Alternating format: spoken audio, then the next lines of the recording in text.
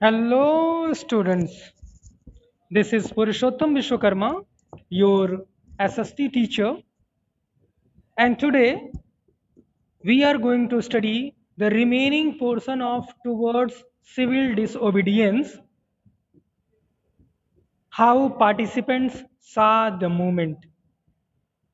Before that, we have studied about salt satyagrah, that is salt march, and its relation with civil disobedience movement. Mahatma Gandhi started his famous Salt March from Sabarmati to Dandi on 12th March and violated salt law there by boiling sea water. And it was 6th of April. It took 24 days to reach there, and the distance was over 240 miles. Not only that, they walked an average of 10 miles per day. Now, the topic of the day, how participants saw the movement. What were the notions of those people who were there in this movement, civil disobedience movement? What were their reactions? We have already studied about some. We have already studied about the feeling of people towards this civil disobedience movement. When Abdul Ghaffar Khan was arrested, Nehru was also in jail. So let's continue. How participants saw the movement. Let's now look at the different social groups that participated in the civil disobedience movement. We need to know how different social groups, अलग अलग समुदाय के लोगों ने इसमें कैसे participate किया. How they reacted to this movement. Why did they join the movement? The most important question was, why did they join the movement? What was the reason for joining this movement? What were their ideals? आखिर क्या सोच के उन्होंने join किया था? क्योंकि सबके अपने अपने नोशंस थे, अपने अपने विचार थे, स्वराज के अलग अलग मायने थे. What did Swaraj mean to them? Purna Swaraj की घोषणा कब की गई थी? पहली बार कब डिमांड की गई थी? In the Congress session, Lahore session of 1929.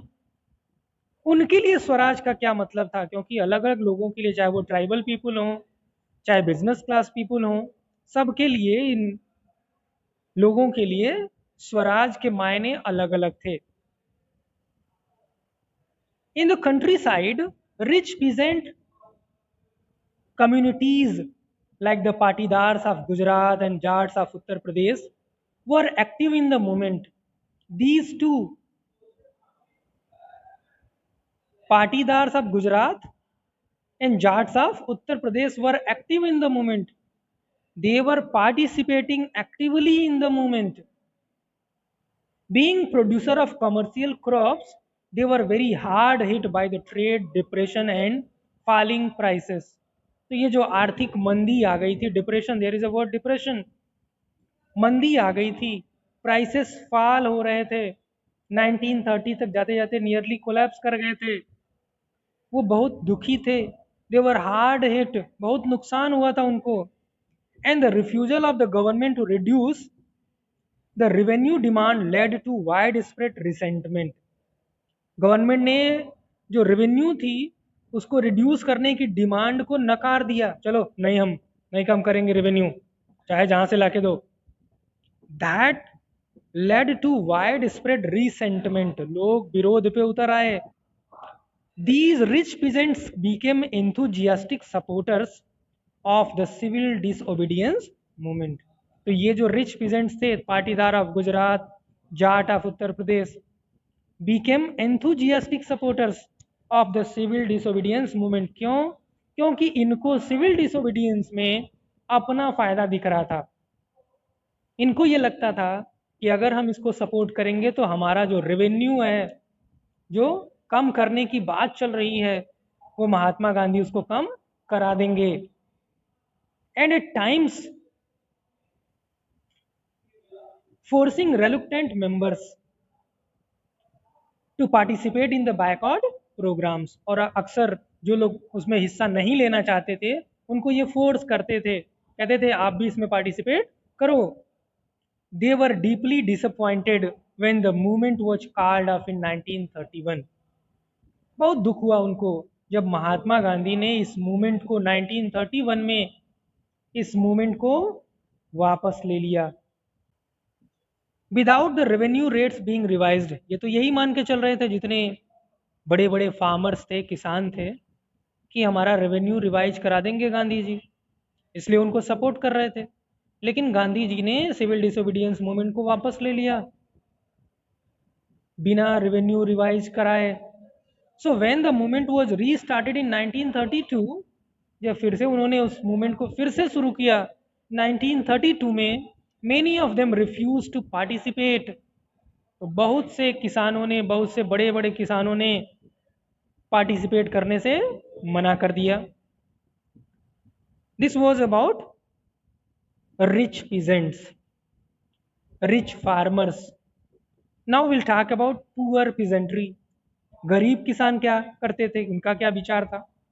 The poor peasantry were not just interested in lowering of the revenue demand. बस यही नहीं चाहते थे वो कि न केवल डिमांड जो उनकी है वो पूरी हो, यानी रेवेन्यू लो किया जाए, कम किया जाए, बल्कि और भी डिमांड्स थी उनकी। Many of them were small tenants cultivating land. उनमें से बहुत से ऐसे थे जो छोटे छोटे किसान थे, किराए के किसान, टेनेंट्स, दूसरे की जमीन पर काम करते थे, बटाई पे काम करते थे। Cultivating land they had rented from landlords. और किन से उधार लिया था ये? बड़े बड़े लैंड लॉर्ड से। As the depression continued and cash incomes dwindled, जैसे जैसे मंदी बढ़ती गई और उनकी इनकम कम होती गई, the small tenants found it difficult to pay their rent. Those small tenants found it difficult, it was very difficult for them to pay their revenue, their rent. They wanted the unpaid rent to the landlord to be remitted। वो चाहते थे कि जो landlord हैं बड़े बड़े, वो हमारा जो रेंट है, ज़मीन का किराया है, वो माफ़ कर दें, क्योंकि मंदी थी, फसल बर्बाद हो गई थी, अच्छे दाम मिल नहीं रहे थे जो भी फसल थी। इस वजह से ये चाहते थे कि लैंडलॉर्ड उनसे किराया न लें। Apprehensive of raising issues that might upset the rich peasants.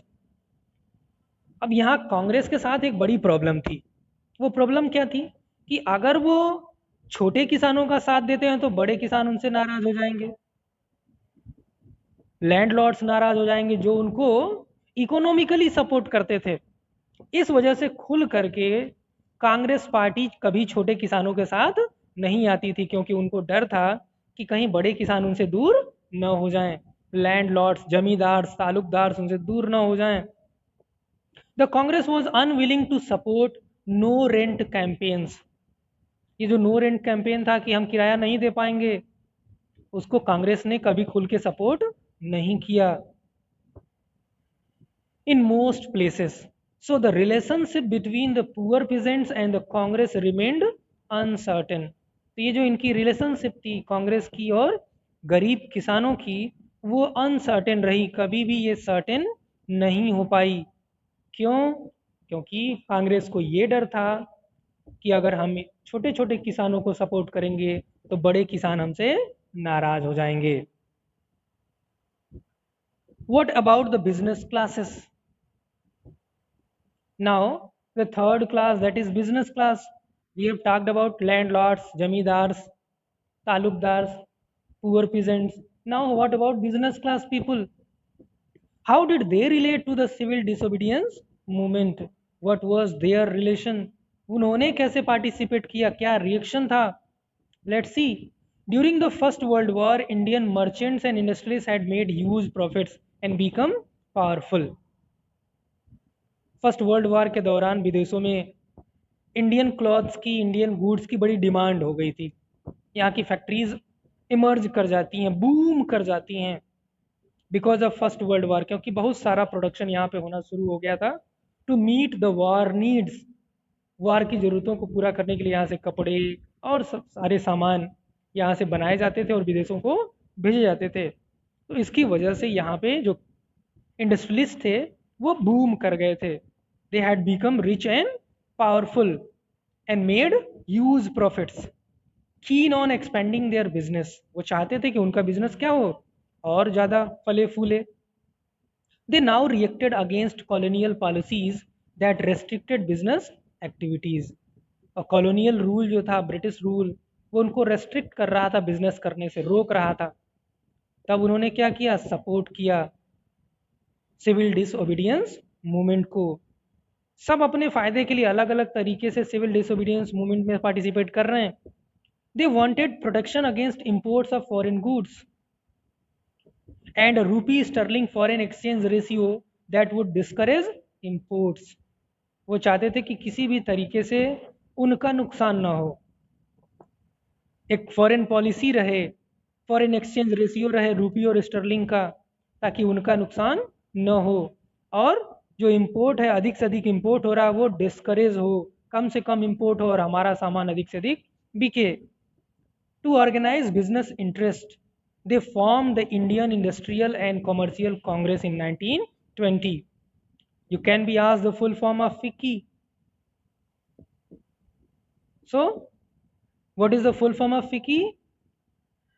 The Federation of Indian Chamber of Commerce and Industries.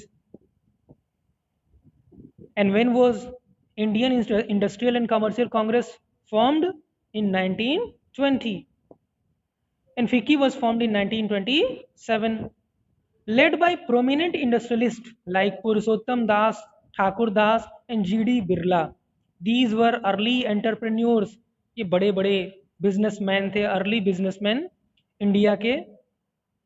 The industrialists attacked colonial control over the Indian economy. These industrialists, these big industrialists attacked colonial control over the Indian economy and supported the civil disobedience movement when it was first launched. They supported it when it was launched.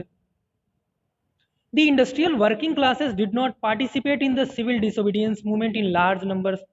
अब working class के जो लोग थे, जो workers थे, उन्होंने ढंग से पार्टिसिपेट नहीं किया। यहाँ भी वही प्रॉब्लम है, जैसे कि हमने बताया लैंडलॉर्ड और टेनेंट्स के साथ प्रॉब्लम थी। वर्कर्स अगर पार्टिसिपेट करेंगे, गांधी जी अगर वर्कर्स का, कांग्रेस अगर वर्कर्स का साथ देगी, तो इंडस्ट्रीज नाराज हो जाएंगे। अगर इंडस्ट्रीज का साथ देगी तो वर्कर्स नाराज हो जाएंगे। तो चूंकि इंडस्ट्रीज सपोर्ट कर रहे थे खुल के, वर्कर्स ने खुल के सपोर्ट नहीं किया, except in the Nagpur region, सिवाय नागपुर रीजन के। As the industries came closer to the Congress, जैसे ही इंडस्ट्रीज कांग्रेस के नज़दीक आए, वर्कर्स स्टेड अलूफ, वर्कर्स ने किनारा कस लिया। But in spite of that some workers did participate in the civil disobedience movement. लेकिन इसके अलावा, बावजूद इसके, कुछ वर्कर्स ने खुल के पार्टिसिपेट किया सिविल डिसओबीडियंस मूवमेंट में, selectively adopting some of the ideas of the Gandhian programme. Gandhian programme का कुछ आइडिया उन्होंने उठाया और उसी को साथ में रखते हुए पार्टिसिपेट किया। Like boycott of foreign goods. क्या कर रहे थे वो? बैकआउट कर रहे थे फॉरेन गुड्स को, as parts of their own movement against low wages and poor working conditions. उनको ये अपने हिसाब से लग रहा था, जो उनकी डिमांड थी लो वेजेज और पुअर वर्किंग कंडीशन के खिलाफ, तो वो उससे रिलेट करते हुए फॉरेन गुड्स को उन्होंने बैकआउट किया। There were strikes by railway workers in 1930, in the year 1930 and in this decade there were many strikes and dock workers in 1932। Railway worker ने स्ट्राइक किया 1930 में, डॉक वर्कर्स ने dockyard में, ports पे, बंदरगाह पे 1932 में हड़ताल हो गई। In 1930 thousands of workers in Chota Nagpur tin mines were Gandhi caps. तो क्या किया इन्होंने? गांधी की टोपी पहन ली and participated in protest rallies and boycott campaigns. But the Congress was reluctant to include workers' demand as part of its program of struggle. लेकिन Congress in workers की डिमांड को अपने स्ट्रगल के प्रोग्राम में जो प्रोग्राम ऑफ स्ट्रगल था उसको include नहीं करना चाहती थी। क्यों? क्योंकि वो इंडस्ट्रियलिस्ट को नाराज नहीं करना चाहती थी। It felt that this would alienate industrialist and divide the anti imperial forces. तो उनको डर था कि अगर इंडस्ट्रियलिस्ट अलग हो गए हमसे तो हमारी जो एंटी इंपीरियलिस्ट फोर्सेस हैं, एंटी इंपीरियल फोर्सेस हैं, जो अंग्रेज़ों के खिलाफ हमारी मदद कर रहे हैं, वो डिवाइड हो जाएंगे। इस वजह से इन्होंने जो वर्कर्स हैं उनको सपोर्ट नहीं किया। Another important feature of the civil disobedience movement was the large scale participation of women. Another important feature of civil disobedience movement was the large scale participation. महिलाएं बढ़ चढ़ के हिस्सा लेने लगी। During Gandhi's Salt March, thousands of women came out of their homes to listen to him. They participated in protest marches, manufactured salt, and picketed foreign cloth and liquor shops. बढ़ चढ़ के हिस्सा लिया मार्च में, यात्रा में, and manufactured salt, picketed, closed foreign cloth shops, liquor shops. Many went to jail, and in the process, many of them went to jail. उनको jail में जाना पड़ा। In urban areas, these women were from high caste families. शहरों में ये जो महिलाएं थीं वो हाई कास्ट फैमिलीज से थीं। In rural areas they came from rich peasant house holds. और गांव में ये धनी किसानों के परिवार से थे। Moved by Gandhi ji's call they began to see service to the nation as a sacred duty of women. Gandhi ji की कॉल से ये इतने प्रभावित हुए, वो देश सेवा को बड़ा ही पवित्र कर्तव्य मानने लगे। किसका? महिलाओं का। और इसकी वजह से खूब बढ़ चढ़ के उन्होंने पार्टिसिपेट किया। Gandhi ji was convinced that it was the duty of women to look after home and hearth. Gandhi ji का मानना था कि महिलाओं की ड्यूटी क्या है? घर की देखभाल करना, चूल्हा देखना, चूल्हा चौका करना, बी गुड मदर्स, बच्चे पैदा करना, एंड गुड वाइफ्स, अच्छी पत्नी का रोल निभाना। And for a long time, the Congress was reluctant to allow women to hold any position of authority within the organization.